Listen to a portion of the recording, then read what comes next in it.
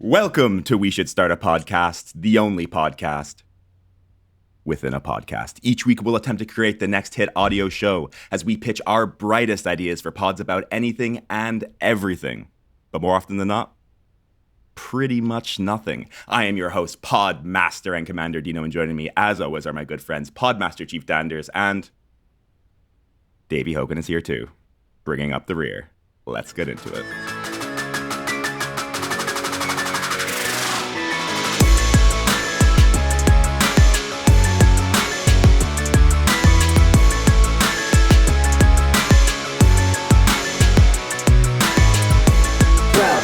We should start a podcast.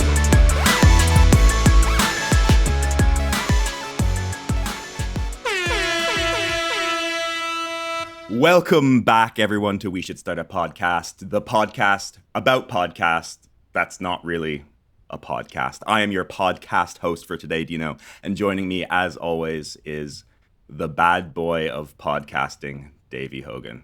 How you doing, Davey? What's cracking? Why am I the bad boy? You look like a bad boy. Look at you. Do you want to be the good boy? I'll be a The good good boy. I think I need to take the bad boy role off the books for an episode. After Why? It suits you. I'm in the Yeah. bull corner. You're the resident bad boy. Okay, let's do this again. We'll flip it. Joining me, as always, is the bad boy of podcasting, Danders. How are you? You bad little guy. Feeling rotten. You bad fucker. Oh. I got big old biceps and good now. Like it's the spookiest time of year here because although Spooktober has passed for all of our beautiful listeners, we're as close to the spooky witching hour. You know, we're very, very close to Halloween Day here as we record this fine evening in my time zone, morning where the boys are. This will probably be our Easter special for next year. But feeling good, feeling very excited to be back on with my two pals. Missing you That's guys. beautiful. And how are you? How are you today? Good. Do they have ghouls in London? Is that something that London has? I think London invented ghouls, actually. London invented ghouls. Yeah. Oh, wow. That's good to know. And we have, of course, the sweetheart of podcasting here as well, This Davey Hogan. podcasting sweetheart. What's happening, boys? What's your favorite thing to do for Halloween as men in our 30s? And we've had a lot of experience over the past few years. Trick-or-treating, parties, various different things. What's your favorite thing to do on the eve of Halloween? I throw eggs Now at with all people. experience. Throw eggs at people? I've actually never egged before. I've been No. egged plenty of times. I think I've been there Yeah, when sorry you've about been that. egged. I think I've been next to you when you've been hit with an egg, and I've received a little bit of splash over yolk, and I was like, ah! But, and that's why you don't like Halloween. Yeah, That exactly. ruined it for you forever. yeah, ruin that T-shirt anyway. Yeah, I don't know. I kind of probably would do what I do most nights. You know, have a drink, have some too much to snack on, watch something fun. You know. If I get invited out to a party, then my year is made. But that hasn't happened for the last while. K-Pano. Halloween parties aren't as ubiquitous as they used to be, right? Maybe it's No. because we were just younger, but I love a Halloween party. That would be my ideal thing to do. Just like a low-key Halloween party. with friends, not like, a couple of drinks, just have a bit of fun. Some spooks, as you would love, I'm sure. Maybe we all watch a spooky movie together. Yeah, and jack each other off. In One ghost day a face year. masks. Yeah. But I think, like, because you guys are living over there and everything, it's a different pace. But if we were all living together, then for sure we would spook it up together. For sure, to be jacking We'd be each other we'd be off. jacking each other off. Yeah. That's why we actually can't podcast in the same room. Yeah. we are in the same city. We just can't be in the same room or we'll jack each other up. Dave, what's your favorite thing to do for Halloween? I don't know, man. I feel like parties with lots of people is just kind of fucking. It's too much. It's too much going on, played out. especially if you're in a costume. You get awful sweaty and shit like that. Yeah. I like the idea of a smaller group getting together, doing Halloween activities, fucking playing games, hide and seek, watching movies, eating snacks, shit like that. Something low key. Yeah. So I think that would be my favorite thing to do. Trick or treating is definitely off the cards until we have kids. Yeah. It's like New Year's, like as in just having just it'd be thick with people where you can't get anything done, you can't move, you can't get a drink at the bar or whatever. It's irritating, or can't get into a place even. But at the same time, is that just because we're over 30 now? So it's like something quiet with friends, you know? But also when you're younger and single, there's also the whole sexy aspect of Halloween, right? People are in corpse brides. What? Sorry, there's a scene in Mean Girls where everyone wears like sexy kitten outfits. All the girls for Halloween wear sexy kitten outfits, and she hasn't got the memo because she grew up in homeschooling in Africa, South Africa, or something like that. Yeah. So she comes as like an ex-wife, but she looks like a corpse bride, and she like scares everyone at the party. That's a shame. That would have killed at a little girl podcast. A little girl podcast. I couldn't even think of a name. So yeah, hope I don't get cancelled for that one. But anyway, Sadly, little girls now probably wouldn't even know what Mean Girls is. that's exactly It's so it. dated. That's exactly it. Yeah, it's for men my age. But they did a reboot, didn't they? Did they? Did they do a reboot? Yeah, I don't know. they did. I think they did a sequel at the time, like a couple of years afterwards, which was one of those unknown sequels because it wasn't Right. like, you know. But they might have done I think they did do a reboot recently, very recently, didn't they? Was it a musical or something as well, I think? I don't know. Maybe. I don't know. It is in my head. I always forget that didn't Tina Fey write and direct the first one, or at least wrote it? Yeah, I knew she was involved in some way like that. Apart from legend. acting, obviously, she is in it as well. I can't remember what her credits were, but that sounds right to me. Yeah, It was a great she's movie. great. It's a great movie. It's iconoclastic of our era. And speaking of icons, Oh, stop. Me? I was just trying a clunky transition there, but what I really want to talk about is our ongoing beef. We're going to do a beef check-in. How's it going, do you think? The episode hasn't been released, so I don't think anything has changed. No, they're still not aware of us. They're still making millions of dollars. Yes. And if anyone out there didn't listen to one of the previous episodes, we started a beef with Kyle Mooney and Beck Bennett of SNL fame. I think you could say they started the beef with us. They did, yeah. because essentially they started a podcast called What's Our Podcast that stole our entire premise, but with a twist. The twist being that they are funnier and also better at podcasting and than famous, us. yeah, and famous. But we won't have it. It's our idea, and Yeah. we won't let it be taken by these rich snobs.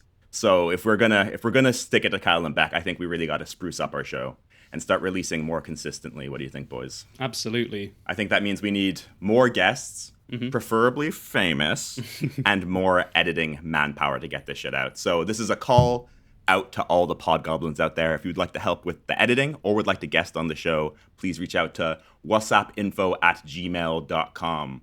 And that is specifically directed at you, Anna de Armas, if you're listening. We heard your editing skills are top notch. We'd love to have you on the, yeah. We fuck it up. We have Dave's cousin from Listowel on the pod. Meanwhile, Anna's editing Hogan's Run Part 2. Oh, that'll be the day. But yeah, do you know what? Thinking about that, I don't know. Was that a serious call out? Because yeah, we could talk about need for editing and stuff like that. But I was thinking about our 30 or so listeners. Like, I'm confident that not all of my family listen to our podcast. I know my mum does. I think a couple of my siblings do regularly. I'm pretty sure my dad has never heard an episode. And I think that between the two of you, I don't think that we could make it up to another like 26 people. So there's got to be people who we do not know who are listening to this show, right? And like, if you are out there, please send us a message. Like, we want to know about you. So And just let us know why. Let us know why. What do you see in us? That's so creepy. But there are, because I've looked at our stats on Podbean, and there's listeners in like places in the States that I don't know anyone who lives there. I don't know if you know guys who live in fucking Arkansas or shit. I don't know. But like, there's people listening around the world in places that I'm almost certain we don't know people. So there's some strange people out there who have somehow found our show that we do not market at all. Maybe through ChatGPT. Spoke very highly of us, gave us a 7 out of 10. It's a good rating. Well, we for sure have two listeners that we know of. One named Kyle and one named Beck. So There it count for is. two, surely. Yeah. They must have got the idea from somewhere, right? Absolutely. That's what I'm thinking. Yeah. Sneaky Very boys. sneaky. They are sneaky boys. And they thought they could get away with it. But let's reel it in a little bit, boys, because at the end of the day, we're all about love, and this show is not about starting a beef. This show is about starting a hit podcast, about going number one on all the charts. That's Apple Music, iTunes, Spotify, I don't know, whatever the fuck people listen to podcasts on. But to do that, we need a perfect pod idea, and we do not have that yet. So this show is not really a podcast. It's sort of a placeholder where we are pitching our podcast ideas with the hopes of striking gold. We've had some bangers, but we still haven't found the right show. So we continue to pitch and pod. Is that fair to say, guys? Yeah, maybe we just need to pull our thumb out and pick one at this stage. You know what I mean? You think so? I think maybe so. the one today we have will be our maybe hit podcast idea. Fun is in the Fingers crossed. process. There's Thumbs beauty in the clenched. struggle. So we just keep pushing on. We'll find something, surely. We'll find something. Maybe. Something. Question mark? Something. And maybe we'll find that today, because we are now ready to hear from our podmaster of the week, who is the man behind the pod curtain, your boy, Dino. But before we start, I will remind everyone how this works. And I will also decline a phone call. It's very rude of me. Hold on, let me turn my phone on silent Who here. the fuck is calling you this time in the morning? Probably Tellus. Tell us all about it. It's Kyle. It's Kyle and Ben. Are you recording right now? It's to offer us like $5 million for our Yeah. podcast idea. We will never sell out. Yeah. Unless it's so like... to- Sorry, go ahead.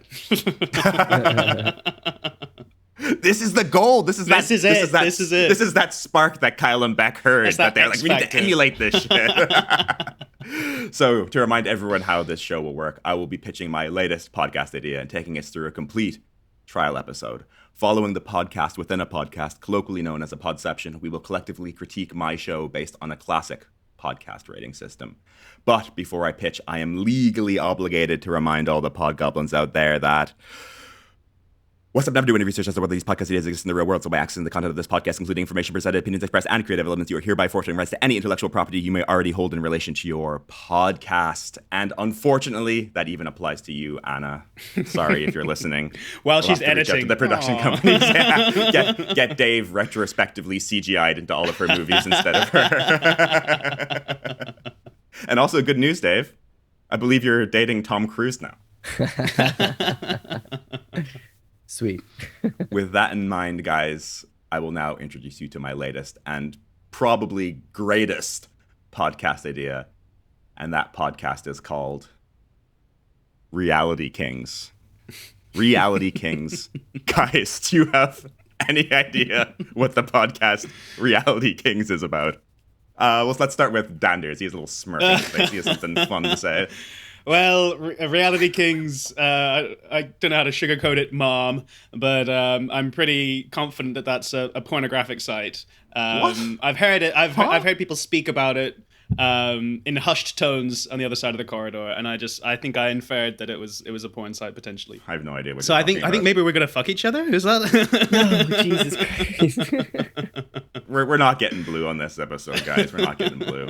I'd never heard of that. It's a porn site? Oh, Is that right? don't you dare! Don't put me in this. I'm already Well, blushing. let's move on to Dave, because obviously Danders can't get his head out of the gutter. It is evening time for Danders, so it's erection hour, some might say. It's church time for you. It's Sunday morning. Yeah, Sunday morning, Stretched. Dave. What did you just say? Did you What say did he stretch say? time? Stretch time. What did It's you in just say? church time. Oh, church time. I thought you said stretch time. Yikes. Anyway, sorry, Dender's mom. She's our one consistent listener. I wonder these other listens, like, does it count as a listen if you just like flick onto it and then say, no, I don't know that, and flick off? Do you know what I mean? I actually don't know. I tried it out previously, and I think it only counts as a listen if you listen the full way through an Really? episode. Mm. Yeah. And then downloads are another thing. We should be able to check that. We have a back end, right? Dave's always bringing up the rear. Dave, go on. What is Reality Kings about? Keep it PG. I don't know. It's definitely not about what Dender's is on, but I didn't know it was a porn site either. Yeah, you've never heard of that yeah, either? yeah. It's strange. I'm sure there's good storylines though. But yeah, Oh, there is. Talking about plumbers, delivery men, Podcasters. yeah. yeah. I don't know. Do we do something to do with reality shows? Are we on a reality show? Is that what it is? We take a Oh, little nice. jump into a reality show like the Sidemen kind of job, put in a house with a lot of other people, I suppose. Maybe. It's not that, but you could say that Hogan's Run is kind of a reality TV show. Kind of. I guess you could. That seems like the kind of slop that a Bravo or TLC would pick up. After lucky. Takashi's Castle, Yeah. on a Sunday morning, Hogan's Run. So it is, in fact, not either of those two guesses from you guys. But we're going to find out right now, because today we are diving into the world of Reality Kings.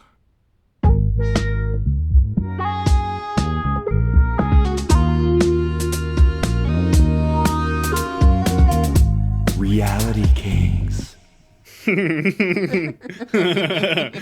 .com.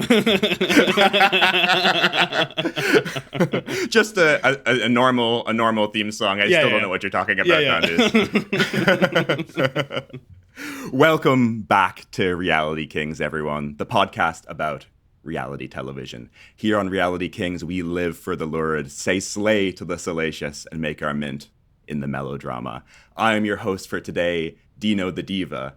And I'm a self-made CEO of being that bitch. My business is my money and my man, so you better stay out of it. Also on the podcast, we have my two co-hosts, Danders, your mom's worst nightmare. Any reality TV show style catchphrase you have? You can defer to the insert clip of biceps and hard-ons here, I think, I got big old biceps and a big hard-on. Okay, I'll insert that clip in the post. And we have Hot Boy Hogan. I don't even, man. I don't what do I even say here? How do I introduce myself here? It's like those talking heads, when they introduce the characters, and usually they have something loaded, something trashy to say, Something sassy. Yeah. Don't know, man. Keep your man away from me because. Okay. You should have told us to prepare something sassy.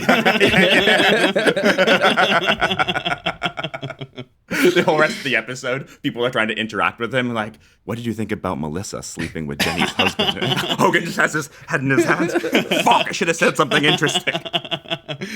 And his shirt is stuck in a door. Yeah. Oh, that's what we call a callback in the industry. So, boys, we are talking about reality television today, boys. Whoop, whoop. Hogan touched on it a little bit there.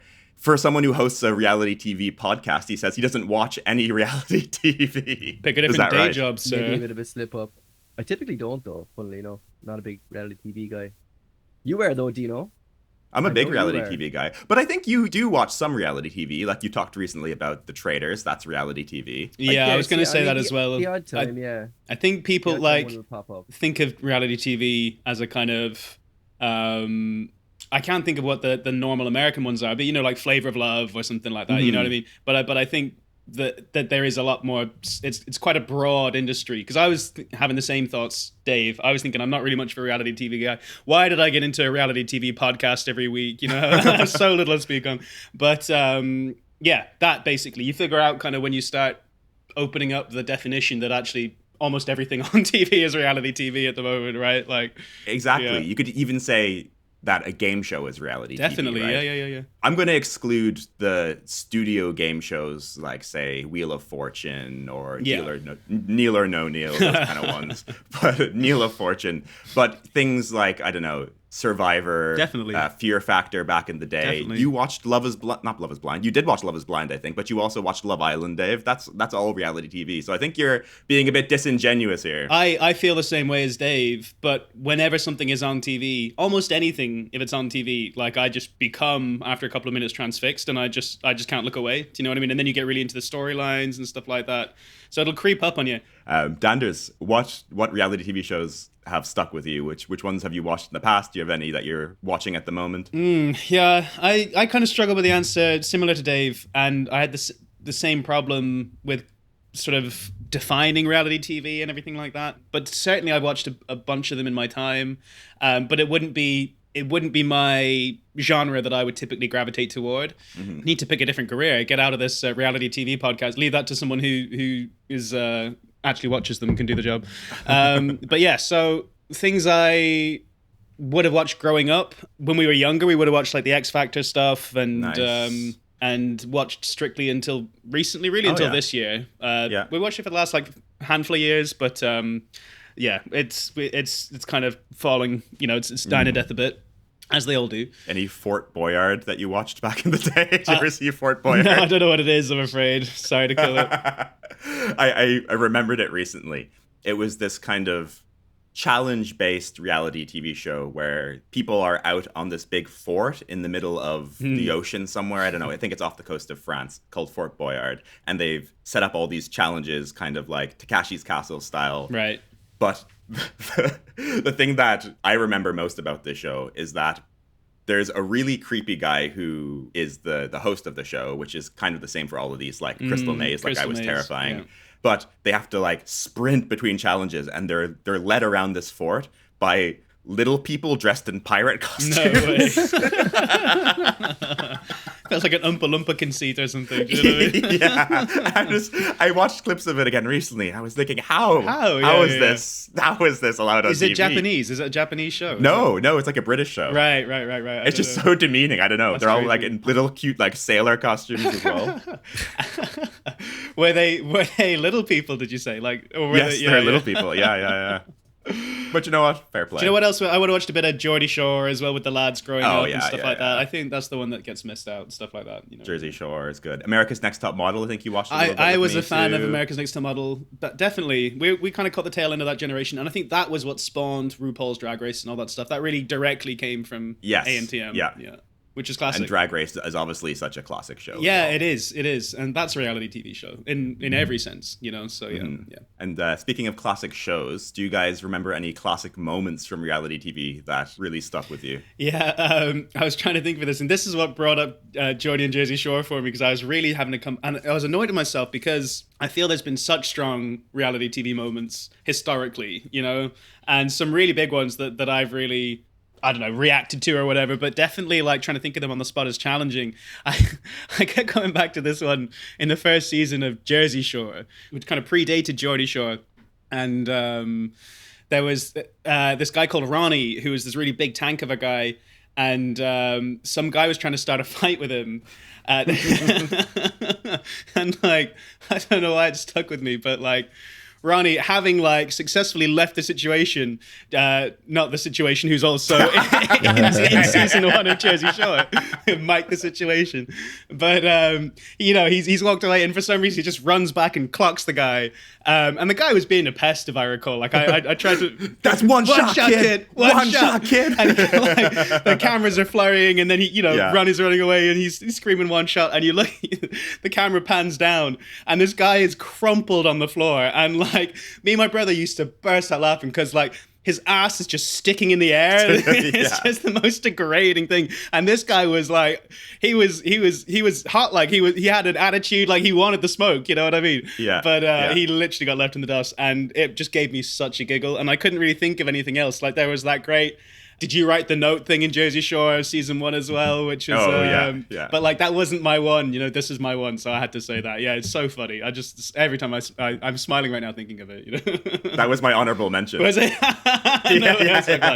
Basically all mine were Jersey Shore. Jersey Shore is the show which started it all for me. Yeah. And when had you ever seen that on TV before? Someone getting knocked out in real life? I know, yeah. And we were like 13 at the time. It was smoke for us, you know. Dana White saw that clip and was like, wait a second. There's something here. Ultimate fighting champion. My one is also Jersey Shore. It's less funny because here on WSSAP, we don't condone violence against women. But it was something that I had never fucking seen before on TV. Yeah. And I think reality TV can be defined as pre and post Snooki getting fucking rocked. Oh man, yeah, that was insane. Crazy. That shit was the wildest thing I'd ever seen on TV. Crazy. Do you actually see it happen, or just the aftermath? They do have it on camera, I think, but they don't explicitly show it. You just hear it, and then you see her on the ground. So she's in a bar, and some guy is talking shit to her, and he's getting in her face, and she's talking shit. She doesn't think anything's gonna happen, and this guy just fucking knocks her the fuck out. Yeah. And then a big fight ensues. But that moment really did rock reality TV for Absolutely. a while. It's fun. It's funny that you didn't pick it. Like you said it's not as funny as mine, and I didn't pick it because I didn't want it to be like, I literally didn't want to pick out one that I thought was funny about like a woman getting knocked out on reality TV. It's not funny. It's not funny just, at all. Like, I remember fucking like shocking as hell. I remember being like, I can't pick that. Well, I was like, I can't pick it because I remember even when I watched it, I was like, whoa. I was like, I feel so like almost uncomfortable. Do you know what I mean? That like this is going on, and that we're kind of almost not condoning the TV well, yeah. I mean, we were definitely at the time, but and again, I'm not condoning it at all, and I don't even think it was funny. It was it was just crazy. It was such a huge crazy moment in reality TV, and it really defined an era of TV. And then my other pick, which is just straight up hilarious, is the Big Brother David's Dead. So in my research, this is from, I must have watched it 3 times. Like, it is brilliant. Like, that's got to be the best reality TV show moment of all time, I think. Like, because I was asking Sophia for inspiration. This is the first thing she said straight to me. She's like, dude, what about David's Dead? Like, it is. Explain it a little bit for the people at home, Dungeons. This is Big Brother. So everyone's in a house. Just, you know, having the drama, living together, all a bunch of characters, of course. And one of them is David Bowie's ex-wife. And she's clearly out of sorts. And one of the other girls asks her what's wrong. And so she says, all right, sit down. I need to tell you something. It's just really important. You know, I'm really shook by it. But David's dead.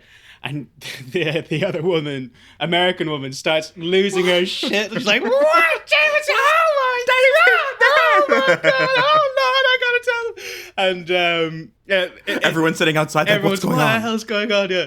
It transpires there's a David in the camp, like, and so she thought that like David there, like, co-flatmate or whatever, who should have been in the next room and was in fact in the next room asleep, sleeping under a blanket, was dead. And so like then she gets furious at David Bowie's ex-wife because she thinks that she was like setting her up or having a game with her or something like that. And then everyone was like, no, but it was her ex, it was David Bowie. And like, I guess the news hadn't really broken that he was dead yet either. So people were like, well, he's not even dead either. She's lying. And like, all of a sudden this woman is the bad guy. You know what I mean? This poor, like, she's lost her ex-husband. And now everyone also thinks that she's like a troublemaker. So she just runs off into the diary room and starts crying to the camera. It's very sad, very sweet. Yeah, very, very funny. A spectacular moment of TV. Brilliant. That was quite funny. Dave, do you have a pick for one of the... it doesn't have to be your favorite. Like, my pick was just one of the most shocking moments of TV. I had to dig deep because, as I mentioned, I don't watch a whole pile of it. But there is a scene from Wife Swap years ago. It's pretty iconic scene.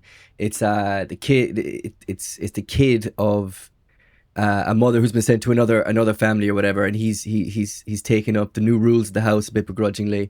His name is Curtis, and you probably know the quote. It's like, bacon is good for me. Oh yeah, yeah, I've seen that. That is a brilliant clip. Yeah, man, I just love that scene where he's talking about her. She's like, she's walking around like she's the queen, and we're the sorry people. The sorry people.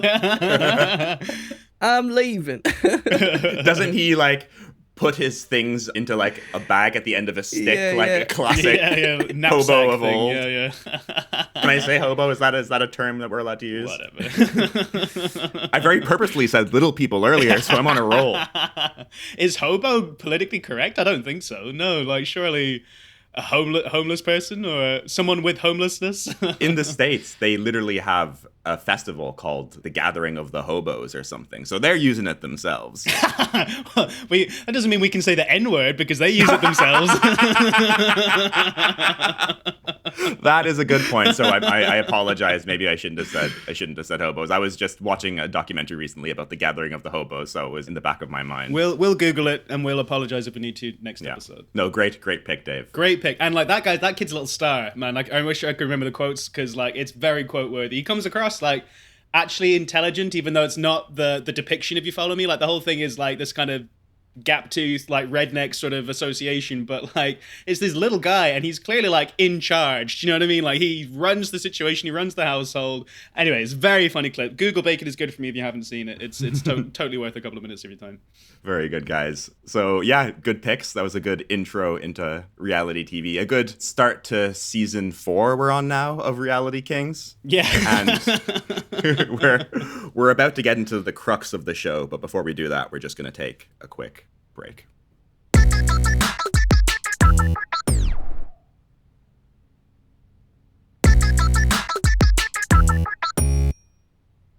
Welcome back, everyone, to Reality Kings. And this season on Reality Kings, we are reviewing the modern classic that is TLC's MILF Manor. Season 1 of MILF Manor premiered in January 2023 to mixed reviews with the tagline, "Hot single moms dive into a unique dating experience where they hope to find their much younger soulmates. But a shocking twist turns their world upside down." What were your thoughts going into this, guys? Obviously, this is a rewatch for me, but for you guys, you'd never seen it before. What were you thinking before you turned on the TV? I had a bit of context from beforehand because you had told me about it, but like I wasn't ready for the depth of character that these fucking donkeys have. So it was still like it was a brand new, fresh watch, even though I knew what it was about and I kind of knew it was going to happen. Going into it, I had no idea what I was like. It's bonkers. It is just the nuts, most man. bonkers bit of TV I've ever seen in my life. Yeah. Definitely. I just don't get it. Like, sorry, Dennis. No, Are you talking about your Sorry. microphone? sorry. You don't get the concept of the show, or you don't understand the concept of MILFs. No, I understand the concept of the show. I just don't understand what's going on in these people's heads. Sorry, Danders, carry on. I didn't mean to cut across you. I same as you. I had context as well. When Dino saw this for the first time around, he was taken with it, I should say. He was thrilled with himself, and he did splash it around the place to anyone who would listen. So I was aware of MILF Manor. I keep wanting to call it MILF Manners, and I think I said I find that really funny, like the idea of like MILF. What's the word for like? You know, a different word for manners. Do you know what I mean? Like decorum or some MILF decorum. I don't know what I'm gonna say. Hey, tits off the table when you're eating. Sling them over your shoulder. Yeah, so it is crazy. Like, I don't know what I was thinking before going into it. I was just, I don't know what I was expecting. Like, but it's crazier than I was expecting. I didn't really think they would like drive this Oedipal complex like narrative so aggressively. Like, I kind of thought, oh, they're gonna have to skirt around being with the kids there the whole time. But it's like the women are thirsty. Like, they're absolutely starving, and so they've got to do that like directly. Let's not give too much away. Let's not give too much away. I was shook. I was shook. Yes. Yeah. And I think the world was shook too. Season 1 currently sitting at a rating of 14% on Rotten Tomatoes, with the New Yorker describing it as a new low for reality TV, perhaps even rock bottom. And keeping in mind, this is on TLC, which is the Learning Channel. Is that what that stands for? God, I never knew that. That's crazy. I think it originally started as a channel for learning, and then it just evolved into what it is today, which is like just a hotbed for the very worst reality TV shows out there. Such a cruel twist of fate, isn't it? The Learning Channel, like all the best intentions, road to hell is paved with them. Yeah. You know what I mean? But they still have good intentions, I think, because MILFs are a criminally underrepresented demographic in media. So we're giving them a platform. They're doing a service here. Yeah. So today, we're starting the season. We're starting MILF Manor Season 1, and we're starting with the episode that started a worldwide MILF mania, and that is the pilot episode, Season 1, titled MILF Said Knock You Out. The show opens on a villa in La Paz, Mexico. It's a beautiful day, the sun is shining, and the MILFs are looking for love. They arrive at the villa's private bar and start to mingle. So we get an introduction to the MILFs. We have April Jane, who's 59, describes herself as a vintage rare find. And I think April Jane is actually pretty April's hot. up there, definitely. April's one of the ones, defo. She's a bit of a smoke show. She says she has 3 sons and an extremely high libido. We'll come to learn that they all have sons. That might be a bit of a spoiler alert. Any thoughts on April J, Dave? I'm trying to remember which one she is. She was the first one that came out, right? Yeah. She was kind of hot. Eloquent. Who came out next, though, was the... Go on. Next we have Paula, 48. She's a Mexican MILF. She seems to be the young competition. She has a classic reality TV show sob story about her dead husband. And she claims that she loves relationships and has had boyfriends since kindergarten. And it's great to see her tastes haven't changed much. Heyo. And one of my favorite things about them starting to interact, April J arrives first, Paula arrives, and then April J talks to her like she doesn't speak English. She's like, "Hi, my name is April." Which is like a really surprising but fun aspect of MILF Manor is that they're all older, so there's a lot of very casual racism. Generational, like, that's so funny. Yeah, like when, well, you get to her, I'm sure, but when Soo Young comes in, Yes, yeah. they're like, "How long have you been in this country?" Yes, yeah. So Young comes in, also pretty hot. We gotta So talk Young's about 50 So Young, years man. old, She's- and she leads by saying that when she talks to younger men, her pickup line is, "Hi, I'm so young and I'm so wet." Yeah. They do bleep out the word wet. But it's very obviously wet. Her lips, they do not blur out. Yeah, I know, crazy. I guess maybe it's a language barrier thing, you know? Maybe, yes. Yeah. Yeah, that must be it. Wet means pleasant in Vietnamese. But she looks so young, man. She does. looks so young. She looks great. Yeah. And I think after So Young is when we come to find out that the ultimate goal of MILF Manor, this reality TV show, is that they are going to be dating some younger men in this house.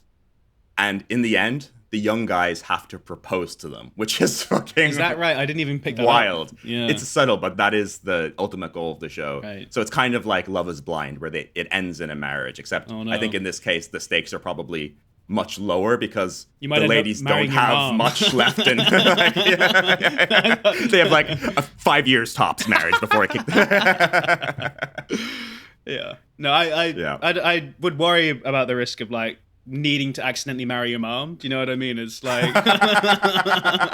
Well, that's what the Democrats are trying to do in America. They're trying to pass laws to make it so that you have to marry your mom. Yeah. It's disgusting. That's why I'm voting for Trump. Yeah. So yeah, we learn that, and then we meet the other lady. So we have April W, 43, from Detroit, and she has kids. That's all I got. I can't really remember anything about April W, to be honest. And then we have Charlene, 46, who comes in with like a very obviously prepared and very poorly delivered line. She like comes in hot, like, "Ladies, where's all the men at? Yeah. Are you kidding?" And it's just like dead silence. It's like when you came on and you did a reality TV intro bit, and me and Dave hadn't a clue what to say. You're like, "I'm a strong, confident, sexy, whoever." I was kind of like, "Who's this for?" Oh, like, you can do it now. You can fucking do it now, Dunders, huh? What the fuck? Yeah, I'm a sexy young guy, and I like MILFs.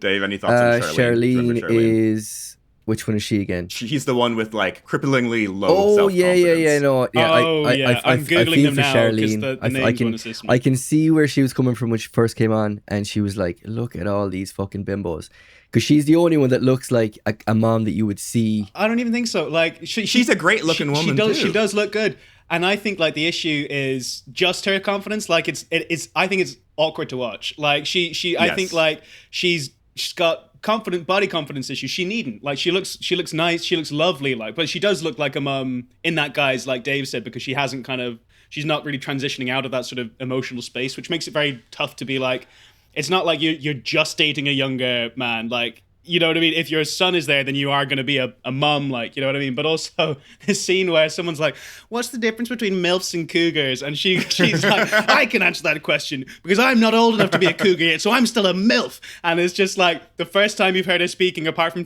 these asides to the camera where she's talking about how like big she is and how like hot everyone else is. And so the first thing she says is this, just like, it just feels like uncomfortable, you know what I mean? Like you said, like the first time you see her, she comes in and she's talking about how she thinks she's a little bit too overweight. All the other MILFs are gorgeous. And I'm like, "Oh, Charlene, like I'm sure all these other ladies love you and will empower and support you." And then April W immediately comes on the screen and is like, "Charlene's fat and ugly." I think she like used to be pretty, like, yeah. That's so funny. You're right. Yeah. And then Charlene also drops this harrowing sob story about how her 27-year-old daughter died the year previous. Yeah. And how she's coming on this show to honor her. Like, oh my God, I know. And like, yeah, like the way she leads you there, she's like, this would have been her 28th birthday, and she died when she was 27. So it's been less than a year. And like, you're kind of adding up, you're adding it together. Like as she's talking, you're like, "Oh my God, like what are you doing here? Like that's crazy." Right? Take some time to grieve. Yeah, you should be wearing all black, you know? Grief often brings people into That's true. strange That's very places. true. So maybe very that's true. it. Everyone grieves differently. I wonder, like, do you know the way I feel like you have to apply for shows like this like months in advance? You know, it isn't like, oh, Saturdays, you know, you fly out and you send your intro video on one day. So maybe maybe it was just terrible luck that her daughter died like in the interim. And then she's like, I'm going to honor her because this is what she would have wanted for me to kind of have my 15 minutes and blah, blah, blah. I don't know. Or maybe she never had a daughter, and it's like when you're trying to get a day off work, you know what I mean? And you say that your grandparents never trust a fucking MILF. Yeah. So maybe she just thought that would be her sub story for the boys. You know, who knows? That's also a very good point, Anders. And you mentioned that Charlene was almost too awkward to watch, which I think is a good description of this entire show. Do you mean our show or their show? Yeah, both. I think this is like the sister show to WSSAP. Yeah. But like our show, MILF Manor, it's almost uncanny valley because you know that you're watching a reality TV show and all of the major tropes are there, but something is just a little bit off with everything, you know? Yeah. We're sister shows, right? Twin flames. So the show at this stage is going a bit rocky. We're not sure what to expect, but then all of a sudden, the very obvious star of the show arrives, and that is Kelly, 50, aka Disco Mommy. Kelly with 2 E's and no Y's. She's painful, right? Yes. Disco Mommy. She's painful. She only refers to herself in the third person. Yeah, she's brazen, she's brash, and that's why the guys love her and the MILFs hate her, man. Do you know what I mean? Like, exactly. All the MILFs, especially April W. Was that her name? Charlene. No, Charlene, sorry. Charlene is the one I'm talking about. And April hates her too. April hates her also. Immediately saying Kelly has no shame whatsoever. Yeah, Paul also dislikes her. I mean, they all kind of cop on to the fact that she wants to be the center of attention. And on a reality show, that's never a good thing because everybody hates that from the off. Because everybody's trying to make a good impression. But when you're drawing the attention in purposefully from the start, that's never going to sit well with the rest of the contestants. Fuck, I'm getting sucked in. This is reality shit. Fuck! Yeah. It's awesome. It is an awesome show. It's one of the best shows of all time. Moving on from Disco Mommy, who, despite everything we said, is the main attraction of the show so far. Mm-hmm. We have Shannon, 50. Seems like a completely normal person. What are you doing on this show? Shannon is my favorite so far. I think she's a front runner. She's got her head screwed on. What she's like a lawyer or something? Yeah, she's like, I'm a lawyer and I'm here to date. It's like, okay, great, Shannon, thank you for being a normal person. And then Stephanie arrives, 46. She looks like she could be on Jersey Shore. Also a little bit of a hottie. I don't really remember much about her at all, to be fair, from the first episode. She's the deeply religious MILF. She's excited to see what God has in store for her at this villa full of hot pieces of ass. I remember, like, when they say she's religious, they pop up a picture of her with her tits hanging out because she's got a cross on. So, and I was just like, that's nice. So funny. Like, fully, like, it's an up shot or a down shot, whatever you want to call it. You know, the perfect angle to, like, not that I, you know, was. You're like, if that's Christianity, sign me up. Anyway. So that's all the contestants. That's the 8 women. And ring, ring, guess what? The men have arrived. So they all have phones where they're getting instructions telling them what's going on inside the villa, what's going to happen next. They're brought in front of this screen in which all of their hot young dates are standing behind. We see the silhouettes of the men. I'm using the term men very loosely here. And we're waiting to see what's going to happen. Who are these guys? Then the reveal comes. The screen drops, and guess what? All of the young guys are all of their sons. So they're dating each other's moms. And one of the best reveals ever in reality TV, maybe. I didn't think it was revealed that well. Like, they also do this thing in, like, they don't do it in British reality TV, but in American, Australian stuff, they do this thing where, like, they have loads of ad breaks and they cut forward. Like they give you the flash forward, like what's going to happen after the ad break. So straight away, there's this little like, what? There are moms, and then it cuts. And I just thought it was really awkward. Like, you get that dopey Harrison guy going, wait, that's my mom right there. What? I'm so confused. What? There are moms? Yeah. Do you think they knew? Do you think you think it's just bad acting? Yeah, like one of them they must have. One of them at the start, one woman was like, Yeah, I knew he was going to be in Mexico around the same time as me. I just thought he was going to be on a different I thought he was going to a different dating What the resort. fuck do you think this is? Like, absolutely. I thought he was going to be on a show where he's dating younger women. Yeah. He's like 18. So It was one of the notes I made that like I wanted to buy that they weren't aware of the conceit, and I couldn't. Like I just couldn't buy that, and that was a shame for me. That was something that I felt robbed of. You know, like I wanted it to be a surprise. You gotta surprise these people. You gotta get a couple of people who don't know that they're gonna be dating their moms, and you just gotta chuck them in a resort in La Paz together. You know. I like you guys said, I don't think that it was a surprise for them, but I do think that this whole thing has to be unscripted because everyone is way too uncomfortable for this thing to be scripted in any way. Yeah, I'd say that's right. Yeah. So we have Paula and Jose. Jose seems a bit older than the rest of the guys. Maybe he seems. I think a he little is. bit more I think mature. he's about 30. And the MILFs seem to love him Yeah. because he is a little bit older, a little bit more mature. He's holding that confidence and yeah. Charlene and Harrison, he's the dopey surfer guy. He's wait, that's my mom right there. What? Yeah, it looks like he's in an emo band or something. You know what I mean? Maybe that's the the other guys. That's other guys. We'll get to them. Right. So we have Stephanie and Billy. Billy doesn't really do anything. I don't really know much about Billy. April J and Gabriel. And Gabriel fucking sucks. Gabriel is the worst guy in the world. He looks like a fucking caricature of a Gen Z. Straight out of Hot Topic. Oh yeah, Gabriel looks like he was in an emo band, but like one. Yes. Do you know what I mean?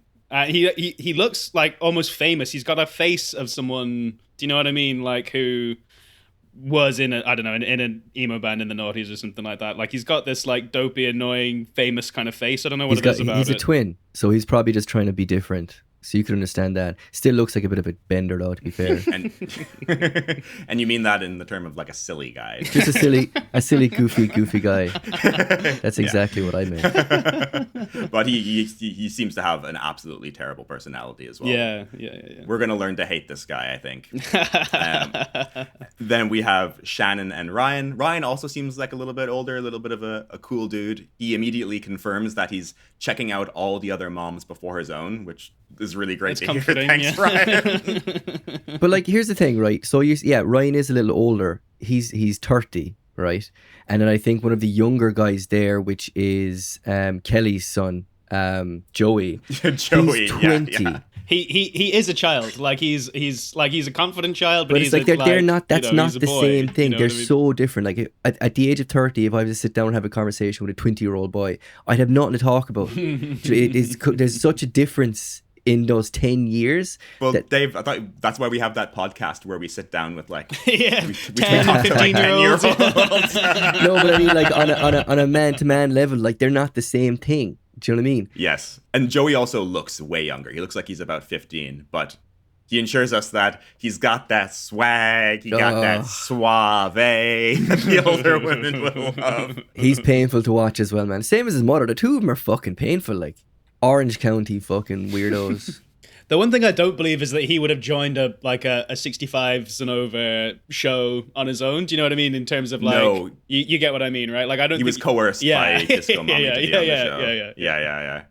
And one thing that I didn't even think about till now is that if Charlene's daughter died, then that's Harrison's sister, and he's also on the show being this happy-go-lucky surfer dude. He never talks about. I guess it could be. No, you're right. The furthest removed they could be is a half sister. Do you know what I mean? Like it's got to be his. And that's hot.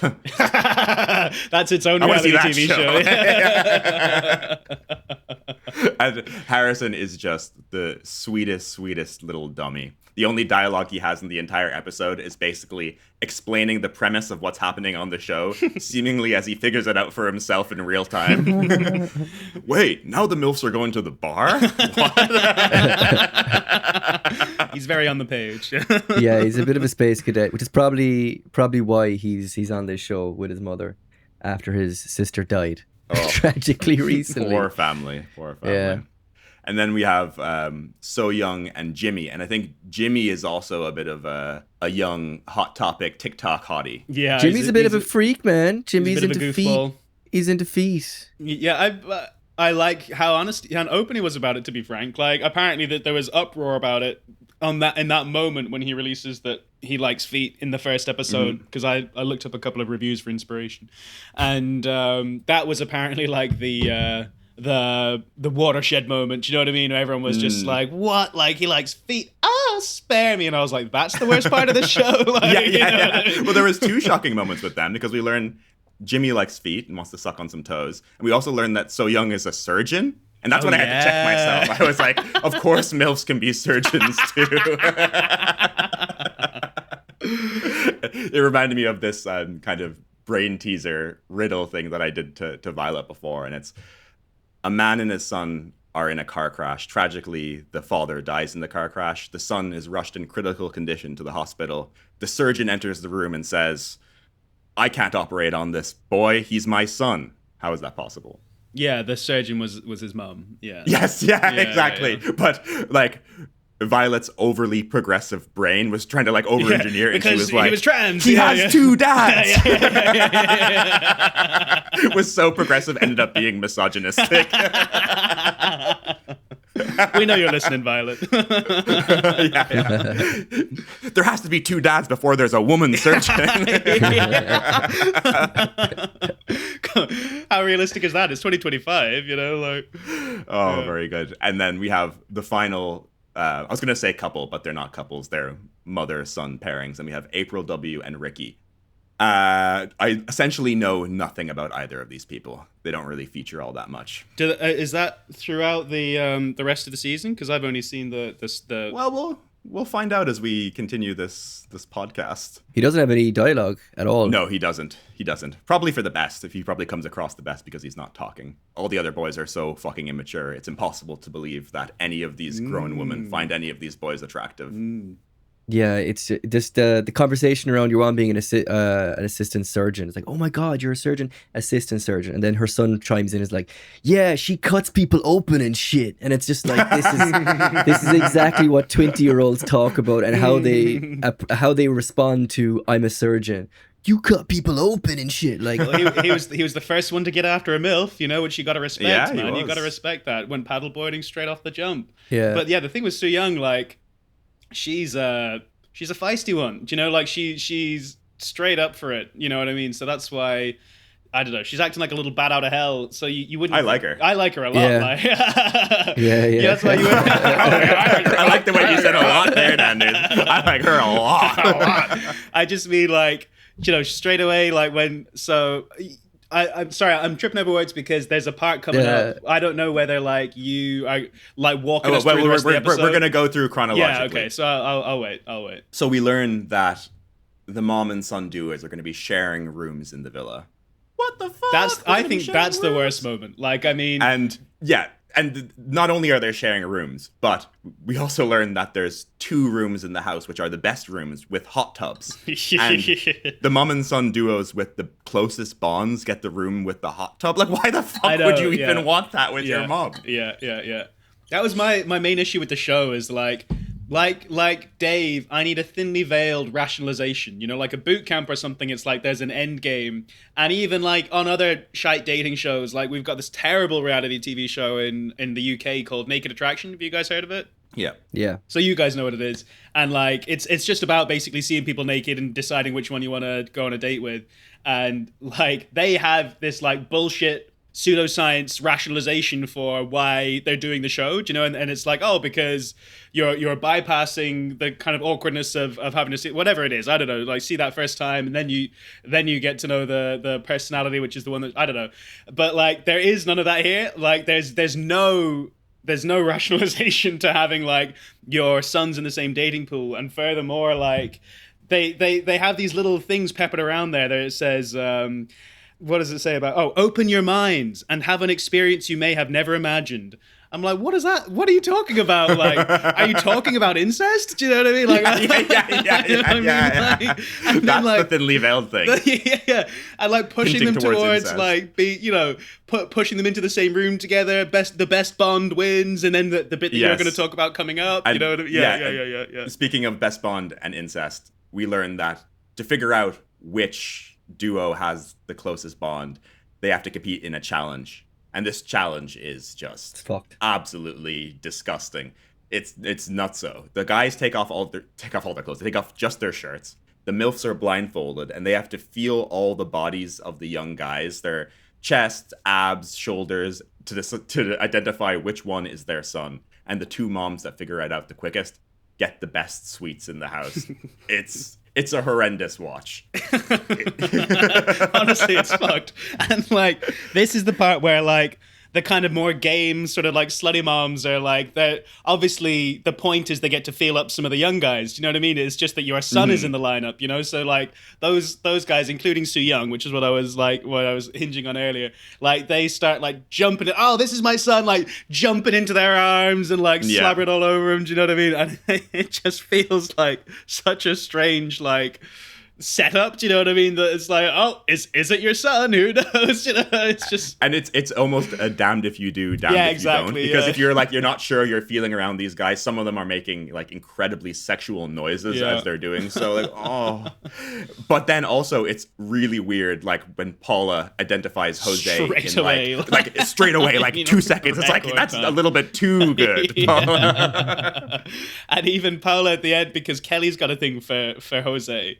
And Paula is she will not believe that he will look at another woman. Do you know what I mean? Jose is like her sweet little boy. You know what I mean? And, her little cherub. You know. But yeah, honestly, it took less than a second for her to identify Jose. And she told it straight to the camera. She said, like, you know, all I'm gonna do is check his shoulders, and I know them like the back of my own hand or whatever. You know what I mean?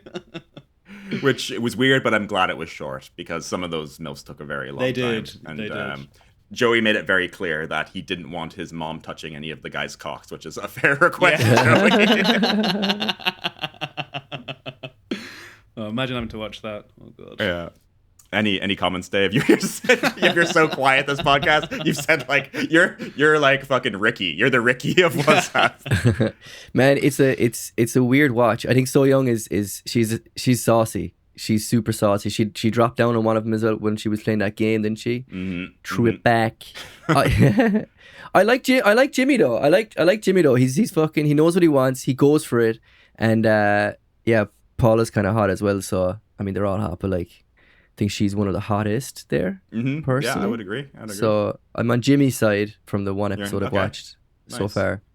But it's all kind of fucked, man. They're like the whole. It is all kind of fucked. Like having to watch that as a son, is it that the relationship? It's either one or the other. It's either the fact that the mother-son relationship is so comfortable, or else it's so divorced from each other. Like it has to be one or the other that they're able to do that. Like, there's no middle ground. Like, that would freak me out so much.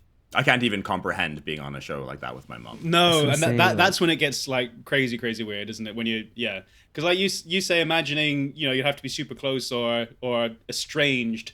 And, like, I feel super close is almost better, because if you're estranged, then it's like, if you don't have a mother bond with them, then it's like, well, they're just another woman in the pool. Do you know what I mean? In the dating pool. I have a theory. So it's clear to us that there was probably an understanding of the show and stuff beforehand. Like it wasn't as much of a shock as they played it out to be. I think Joey is so sick of his mother throwing herself at everybody throughout his whole childhood and teens that he's doing this as a rebellious thing. Oh, you're going on a show? I'm going on the show. And he's throwing he's throwing himself at the older one, or the older looking one. What's her name? April J, yeah, kind of throwing himself at her heavy, like hilariously bad at flirting, by the way. Terribly, but he's 20. He's 20 years old, man. You must be 19. I got But I don't know, like, how does that work, Dave? Where like she was just going to be in MILF Manor anyway? Like, do you know, I mean, she would have been in a different reality TV show.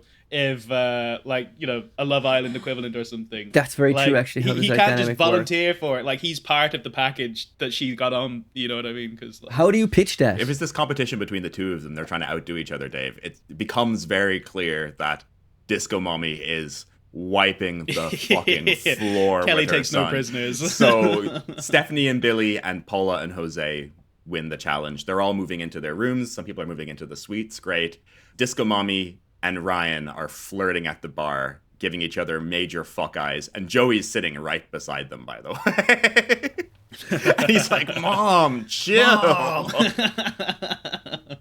So Joey's getting a little bit vulnerable and talking about like why he's there. It's the first time Joey's opening up and we're feeling a connection to this character. And Disco Mommy immediately interrupts him and is like, Ryan's gonna be your daddy tonight.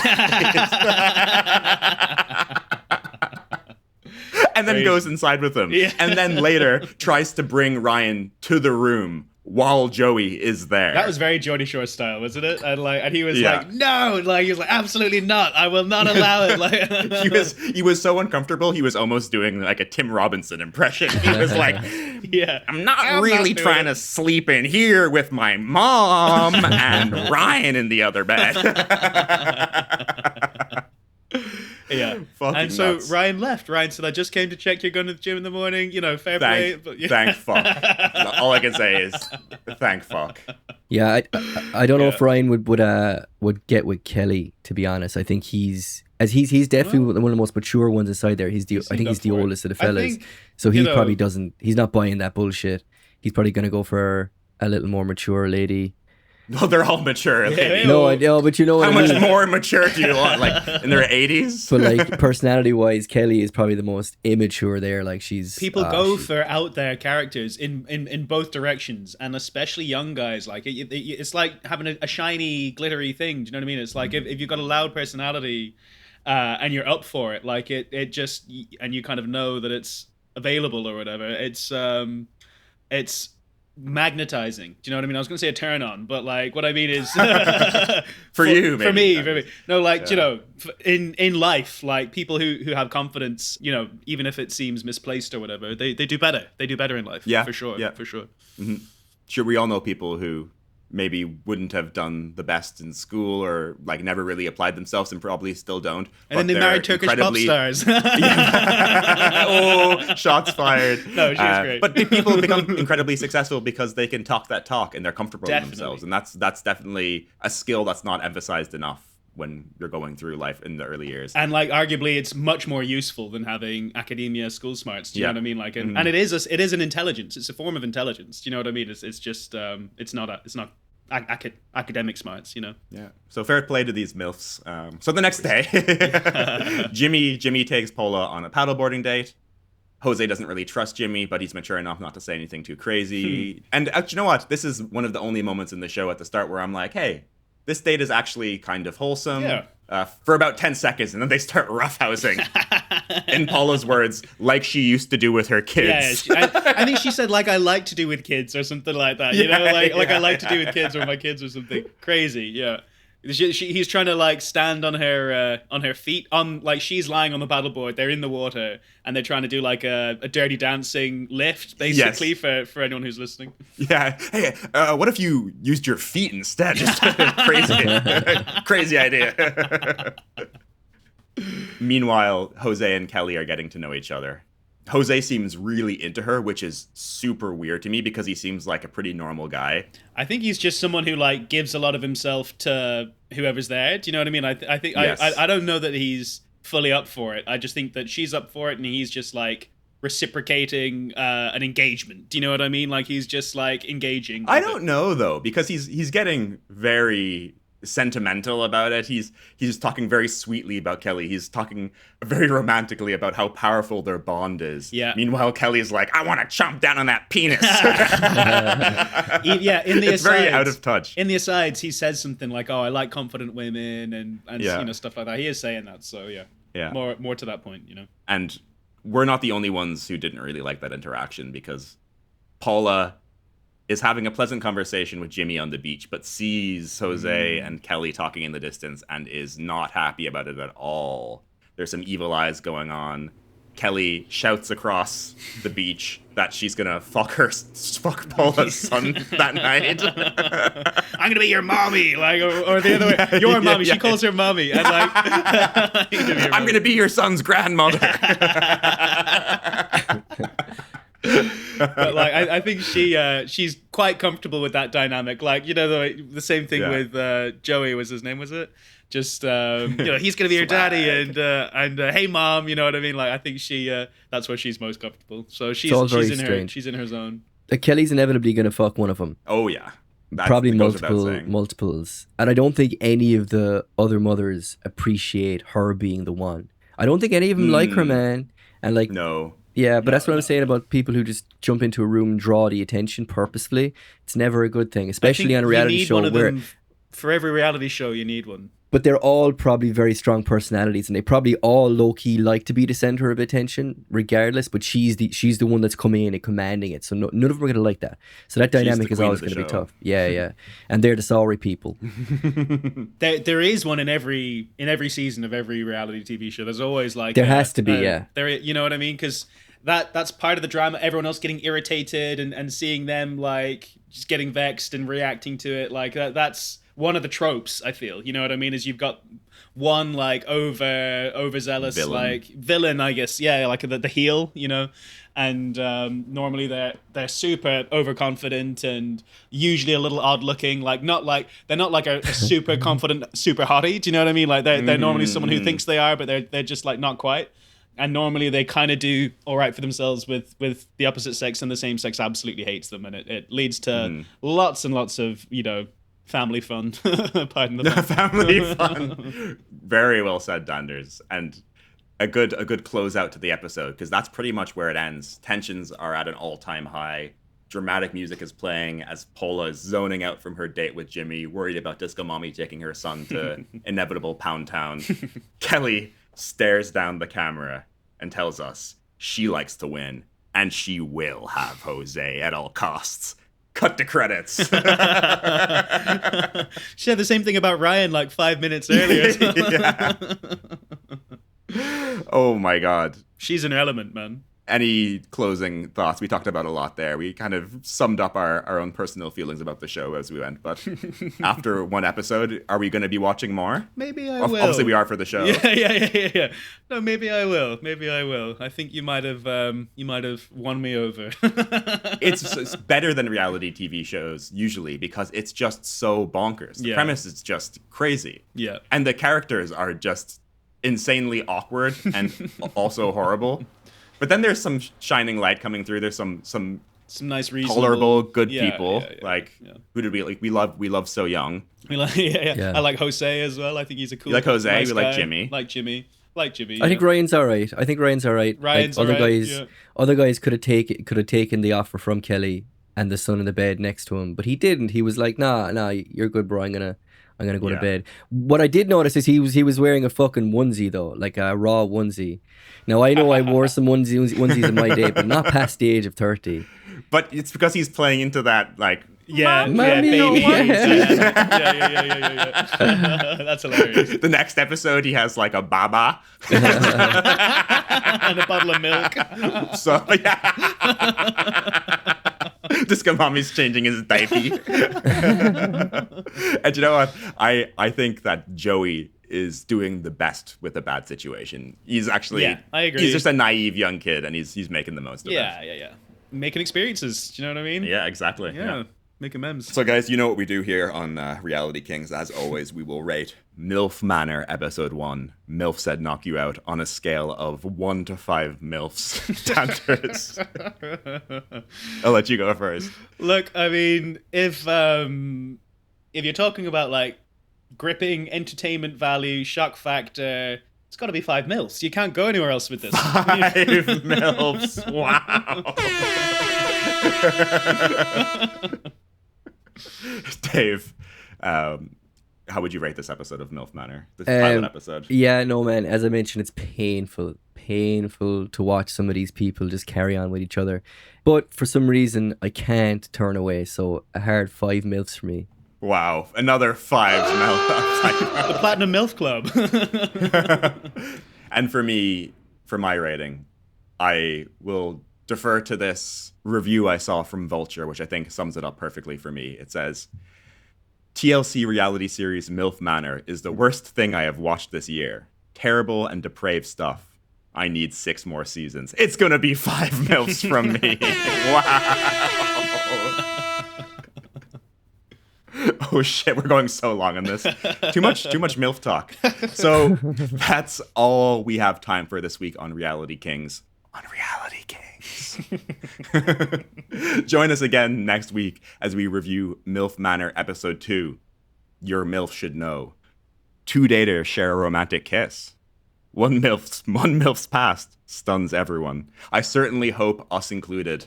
Until then, my screen addicts, stay trashy and never let basic human decency stop you from creating your own reality. Bye-bye.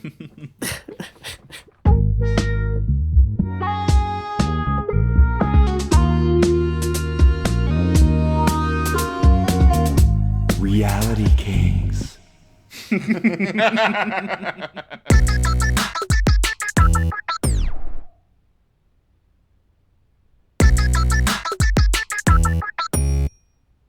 Welcome back to We Should Start a Podcast. Already in progress, we just heard Reality Kings. That wasn't very sexy at all. I kind of lost my breath halfway through that. And we talked about one of the greatest reality TV shows of all time, MILF Manor. And we watched episode 1 and reviewed it. What do you guys think? For a bit of context, Dino has been talking about this show for about 2-3 years, and he's been like, "You need to watch it. I'm like, yeah. So this was his definitive way of getting us to actually download and watch. Also, like in the setup, was I wrong? Even in that question you just asked us, like we're supposed to be reviewing the show that we've just done, so we should be we should be reviewing Reality Kings. You know, you know, but like you're literally like this is all just like Dave was saying, it's just staged for it to get us to review MILF Manor together and just very self-serving. In it, like Well, thoughts on both then? MILF Manor mainly, and then whatever bullshit show I thought like the title Reality King sent me. I thought it was very funny. Like I really thought it was cleverly crafted, shall we say? Oh, thank you. I'm glad that you knew what it was. Dave, you were saying something in the break. You had a very philosophical point about cougars versus MILFs. Yeah. So I when I was watching first of all, MILF Manor is twice as bad, if not 10 times as bad, as you described. Yeah. Before I was watching it, right? I thought it would be like the concept was mad because you were describing the concept to me, but then when I watched how actually badly it was executed by them, personality wise, they're all, but most of them are absolute fucking, they're car crashes. But there was one part of it that did make me think when they were discussing the difference between a cougar and a MILF, and obviously because none of the people in the conversation had a brain cell to share between them, they didn't really give any good answer, but it did made me think about what it was. I think it's direction. So like with cougar, you're putting the power in the hands of the woman, and MILF, you're putting the power in the hands of the other person that want, like MILF, mother I want to fuck. So that's the difference, I think. And I think cougar is a more empowering kind of thing to call somebody, and a MILF is a little more derogatory, if anything. Oh, that's good. So maybe a pivot to Cougar Castle. I don't know about. I 100% agree with the general, I don't know, conclusion you had there. I think power maybe isn't like, I feel cougar still has connotations in the way like slut does, which I don't know, you can beat that out if you want to. Yeah, but like that's true. I think that like when it's a man, it's like, oh yeah, you know, it's a boys will be boys kind of like mentality around it. But like when it's a woman, I feel like they're always put in like a category of like this like salacious, you know, this predatory kind of like creepy woman who's just like out for it, she's greedy or something like that. Whereas like, so I think a cougar is kind of derogatory. It can be derogatory. It can kind of be like, oh, like I don't know, I don't want to get into cougar shaming. No. But like I 100% agree that like it's where it's coming from. Like MILF is coming from the person who wants to do it, and the cougar is coming from them 100%. I think on the show they just said like age, like they thought cougar was older or something like that. I don't agree with that at all. I don't think that's true. I don't agree with that. Dave nailed it. Yeah. And Dave, you mentioned power dynamics, which something which obviously you think about when you watch the show, and obviously there's the chance for there to be some pretty horrible power dynamics between young men and older women who are maybe feeling less confident in themselves. But I think in the way that the show was organized and how, even though it's very depraved and disgusting that their sons are also there, I think it puts the power dynamic very much in the women's favor, because not only are these men so young and immature, that they haven't really formed the confidence to have power dynamic over the MILFs yet, but their moms are also there. Yeah. It makes you kind of wonder as well, like the if you were to come away from it objectively, the vision of a relationship between a mother and a son that we have from our childhoods and how we grew up and how we were raised is surely different from how they envision it. And you can see that embodied in the fact that they're on that show and how they act and how comfortable they are with all that's going on in the show. Like, it's crazy to think about they probably are like slightly underdeveloped in terms of do you know what I mean? In terms of their idea of what a mother-son relationship is supposed to be. Or maybe it's just different and maybe I'm just being fucking backward. I don't know. It's just very maybe LA, I'm a prude. I think, you know what I mean? And at the end of the day, like, fuck it. Fair play to these women. They're going after it, getting theirs.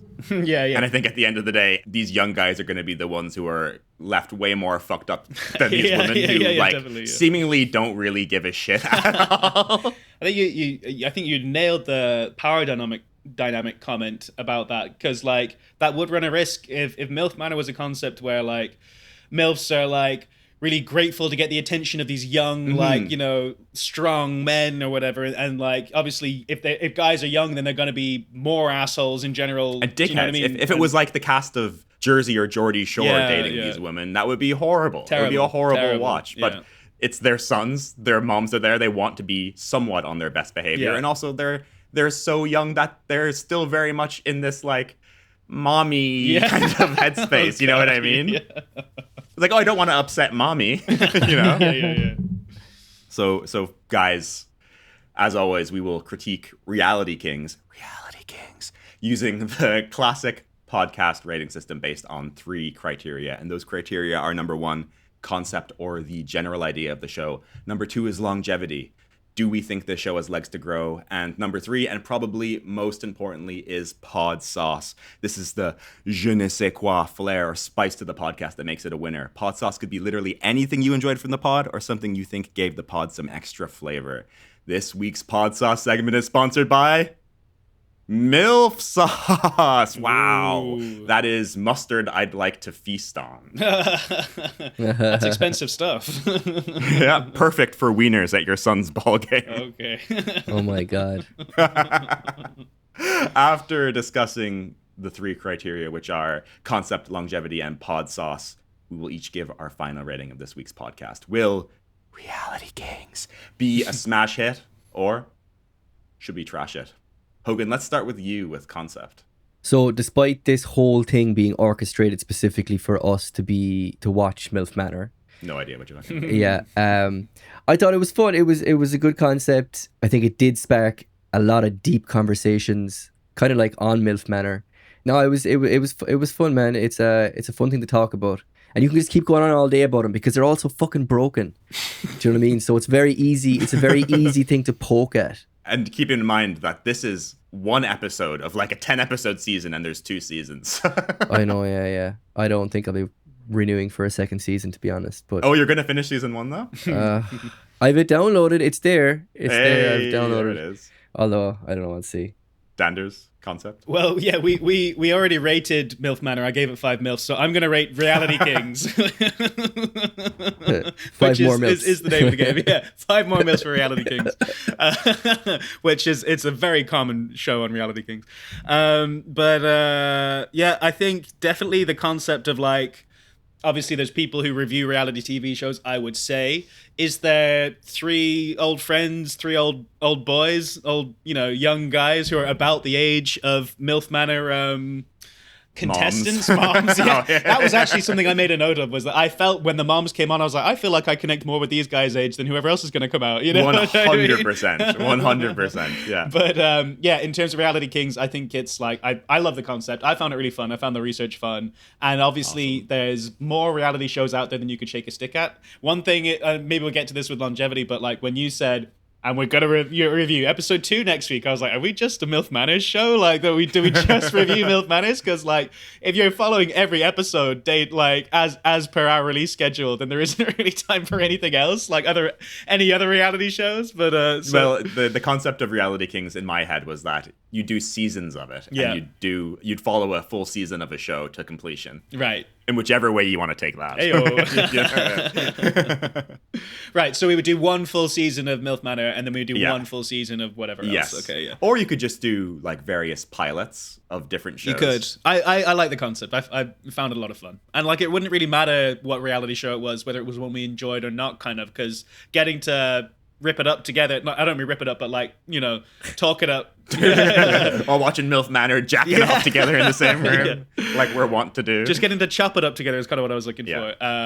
It's super fun. You know what I mean? Nice. Yeah, engaging. You spoke a little bit about longevity there, Danders. Any other words about that? I mean, yeah, you said it. Like I think you could just run it forever. There's more reality TV show out there than anything else at the moment. Like it's the one barrier between like social media, not barrier, but it's like a bridge between like old school media and social media. Do you know what I mean? It's like social media is still this kind of like connective tissue between 2025 and like what viewing used to be. Do you know what I mean? Because like a lot of people will still watch it, and like because most young people can't get around like an organized media, if you know what I mean. Like it's something that's sorry, this is shit. I think you could take it forever. We should have done that. Sorry, this is shit, and stopped like at the very start of the episode. Dave. Yeah, like longevity. as he said, there's an infinite amount of fucking reality TV you could watch and review. You could probably, instead of doing each episode correlates to one episode of MILF Manor, you could do half and half a season or something like that. Yeah. And also, just kind of a segue into, instead of us trying to find the new best podcast, this could be our way into finding the new best reality TV show, where we analyze the current ones, the current climate, and how they're going, and then actually do our own. That could be nice. If the podcasting thing doesn't work, I think we can call it Reality Kings. Nice. Reality Kings. We need to wait a few more years, and then we can do our own DILF Manor. Dungeon. DILF Dungeon.